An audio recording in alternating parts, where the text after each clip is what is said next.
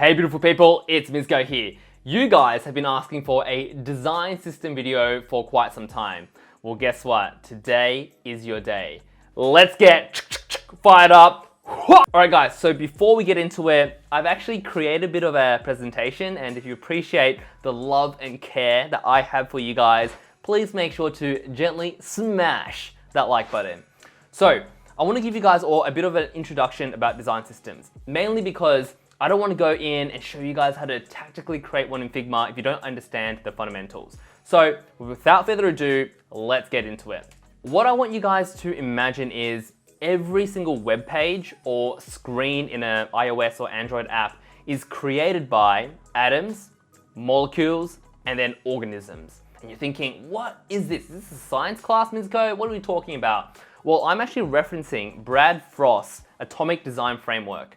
Brad Frost is a UI designer, well, UX designer, and he created his very own framework about how he thinks about design systems.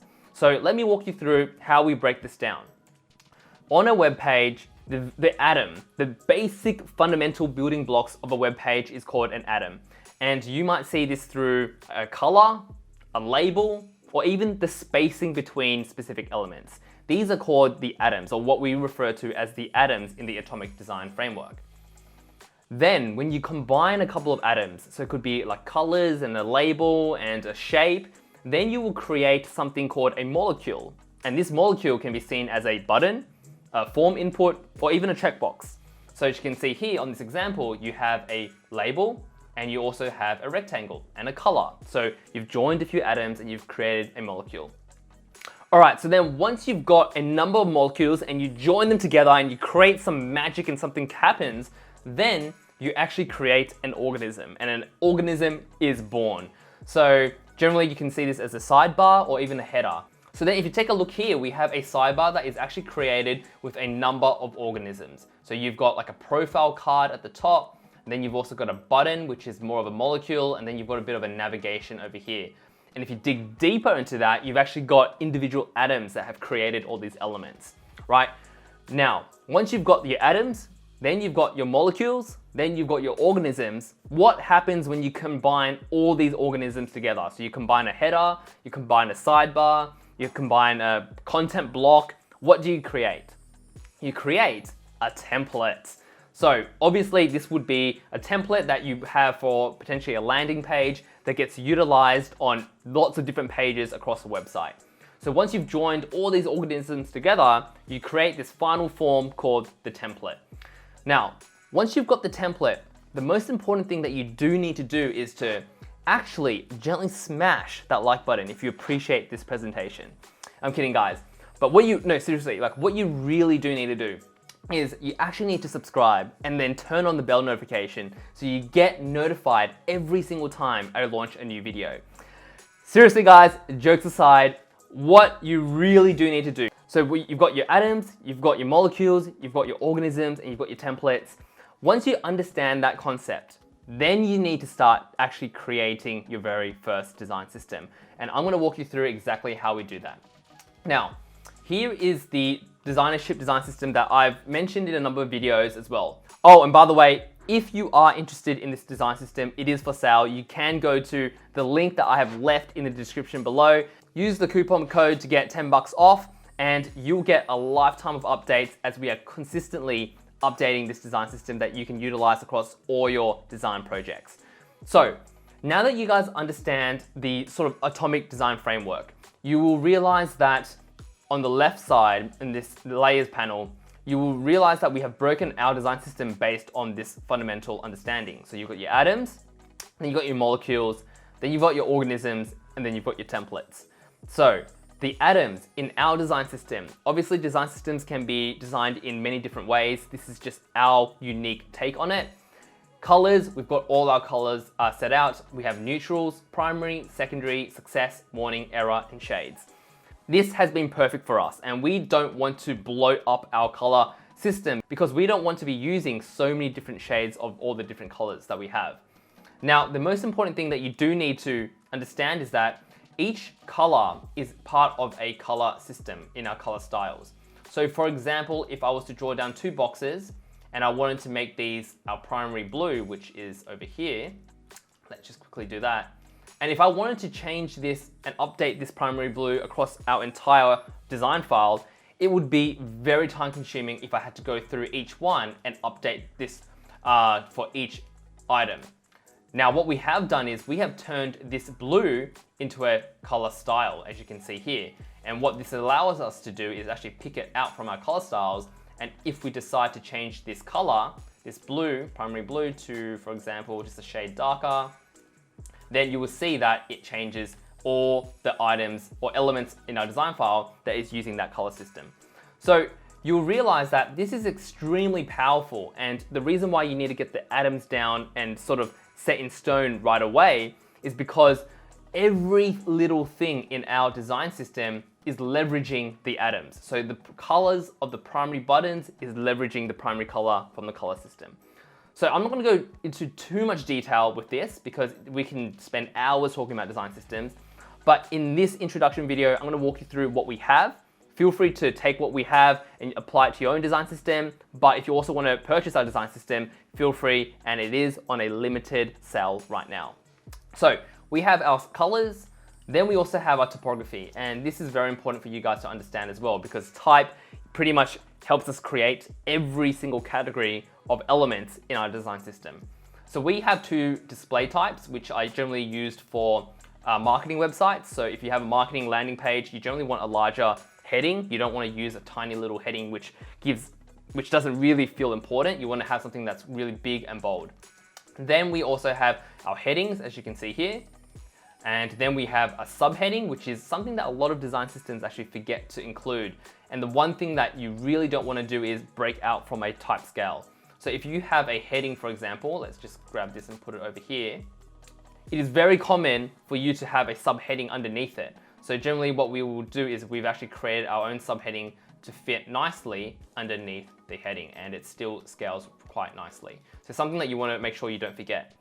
Then we also have our basic paragraph styles. We generally have 3, starting from 14, 16 to 18, depending on where the paragraph will be placed. 18 generally works a little bit better on marketing websites because you have larger fonts. Then on UI design work, we generally work within 14 to 16. Then we have our captions and our footers. So this is how we set everything up. We also make sure we have styles for the weights as well, because this will allow us to, let's just say we have a heading.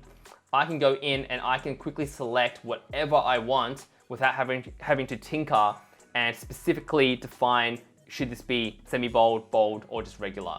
So here we have that already defined within our type scale. Sorry, our type styles.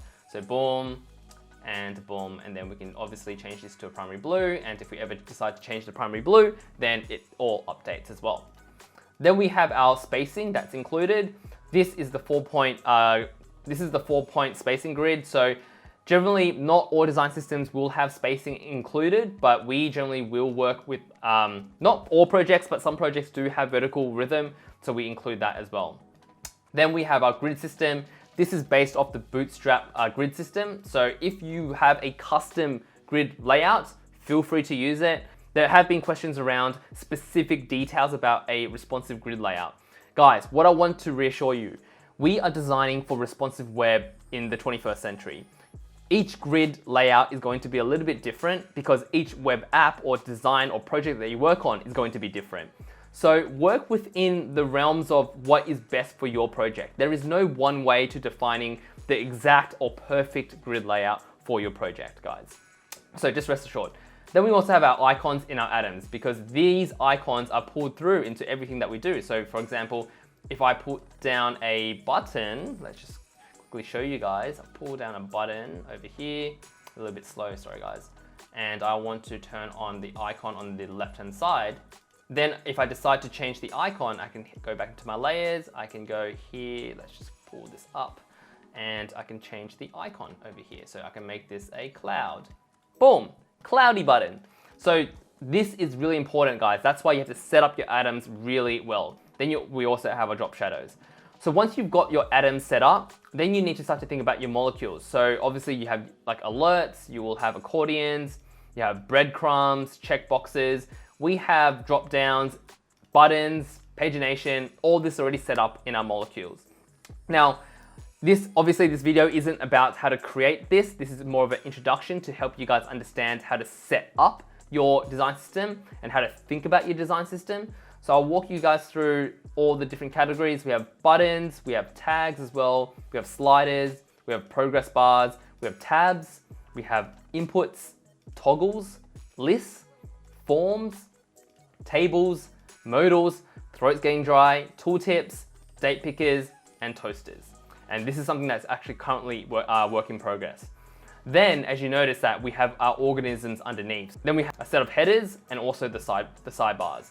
Now, something to help you guys understand is that a design system can get quite advanced as well. So for example, what we are currently doing with these organisms over here, and this is going to be really, really deep. So if you get lost, don't worry. We will be covering this in an upcoming video about design systems, but we are structuring all our organisms with master components. Now, if you take a look at this sidebar over here, right? So you can actually turn on whatever you want in a sidebar. So let's say you want to have a bit of a profile at the top, and it brings out the profile of the user. You might want a CTA to, could be, I don't know, create a new campaign. And then you can actually turn on an icon on that. You can turn the icon on the left. And pretty much you can do whatever you want. You can add some lower content to the bottom of the actual sidebar, or you can turn it into a collapsed one. So this is the power of a design system. And the power really comes into the planning and the thinking and the creation of your design system. Because a lot of design systems will potentially create all these different variations of for example, sidebar, and you would turn all these sidebars into a component, and really you would just be flicking through these ones depending on which sidebar you want. But what we are creating is a master component which allows us to toggle whatever we want on and off within one sidebar. Alright guys, so hopefully this video was extremely useful and it helped you gain a better understanding of how you can think about design systems, how to get started, some of the categories that you should focus on, because it is extremely important for you to understand the power of a design system to really streamline your workflow and become a better and more consistent UI designer. Oh, and just remember guys, there is a limited sale. If you do want a copy of our design system that we are updating and releasing new updates every single month, then make sure to check the link in the description and make sure to use the coupon code to get 10 bucks off. Oh, and by the way, my 7-figure freelance to agency course is finally coming close to launch. I plan to be launching this in June or July, and this is going to be a video-based course where I will help you guide step by step on how to build a personal brand, to getting your first leads, to building and growing your freelancing career into a 7-figure design agency. I'm gonna walk you through step by step on how I did it, and also walk you through all the little details on how you can excel as a designer. So if you are interested as well, make sure to check the link in the description to register and subscribe to get early bird access. I will see you in another video very, very soon. Wah!